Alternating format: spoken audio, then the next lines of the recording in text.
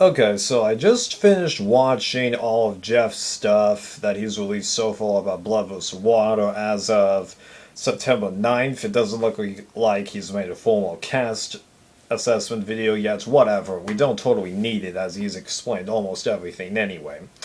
So, I gotta admit, I was feeling a little dicey and thinking that this season was too heavily populated with twists, kind of like Big Brother 6 was, but honestly, at this point, Jeff, like with all the other seasons, has calmed down all of my suspicions about twists not really working and giving me faith with the cast because Nicaragua, Redemption Island, and South Pacific, I was non enthusiastic about the casts that they had. I'm just like, this cast is not going to work. But after hearing Jeff talk about them for a bit, it always helped.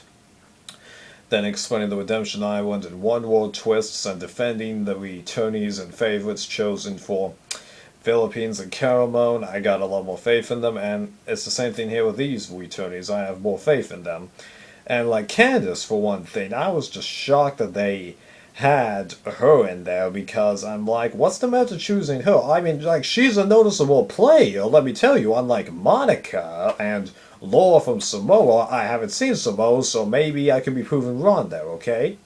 I know what happens in Samoa, however, but what's the matter choosing her? But then I learned that RC was pulled out and that Candace was always the alternate pairing in case a couple wasn't able to go out. So I go, oh, that makes a lot of sense now. So now I don't really mind them choosing Candace because if it's she's in there because she was an alternate and then putting it in there, well, she wasn't going to be the main choice, and just, yeah, I feel a lot better about it now.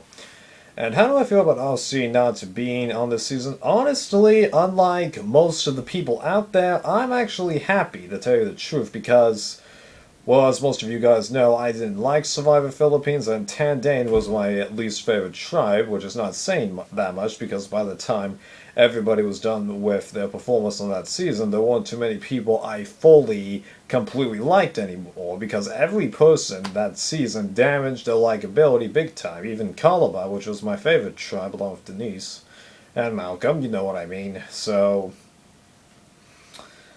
yeah, I'm actually happy.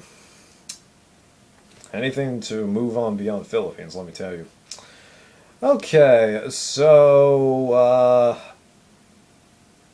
yeah, that's really all I can mention. There are a couple of other things I'll mention about the other casting choices real fast. Aris and Colton. I remember when I first saw these people on those seasons and not liking them. I do need to rewatch Exile Island though to get a better opinion of Aris because with Colton, everything that they've done that I've seen them do in post-game interviews and stuff like that, they've been very interesting to see. So I'm going to give them a second chance, but if Colton runs his mouth off like he did last time, oh brother, CBS is going to get a ton of flack. Jervis and Tina, I'm really happy to see them come back. Tyson, it'll be nice to see what he does without Coach. And the fact that he's got a different kind of partner, could be pretty interesting. I'm also looking forward to see what Kat does because I was kind of surprised that they brought her back, but I am seeing potential for her to be making an impact in this season. Rupert, well, after he kind of downturned himself in HVV, I'm a tad bit disappointed that he's coming back, but at the same time, I hope that he can fix it because Pearl Islands and All Stars, I don't mind him. Stupid dog, but HVV, he downturned himself, but so did most of the people on that cast anyway, so, yeah, I think I've summed up my opinion on just about every pairing out there, so that's that. The Day Zero twist, at first I didn't understand it, but after hearing Jeff's explanation, I realized that we need it because it ties into the new format for Redemption Island. And I do think that the Redemption Island format, both with the swap and the hidden immunity idol twist, is going to make the game interesting, but at the same time, it does add a level of complexity that Survivor has not done in the past. And I'll admit, the fact that we have pairs of loved ones, kind of like Amazing Race, provided, of course, they all stick together. Based on what Jeff and Dr. Ross have been saying, they don't think that's happening.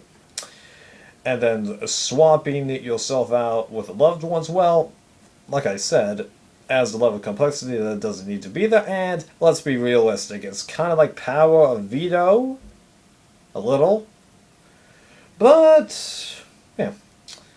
So, I did have issues, but as usual, Jeff has calmed me down, and I'm looking forward to this season, although I think this is going to be the make or break season for Survivor, because if this season doesn't do good, I'm pretty sure CBS is not going to renew the show for 29 or 30.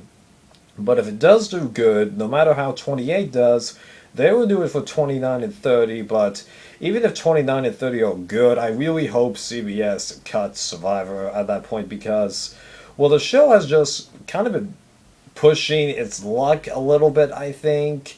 Fan support is starting to wane, even though I've managed to stuck with it pretty well, and I'm just thinking that it's about time for it to end. There's only so long you can keep a show going, even if it's a good show, mark my words. Oh, and one other thing I want to mention in this video. To all of you people out there who are complaining about every post-HUV season, here's a little bit of industry trivia, provided you don't listen to Rob Has a Podcast.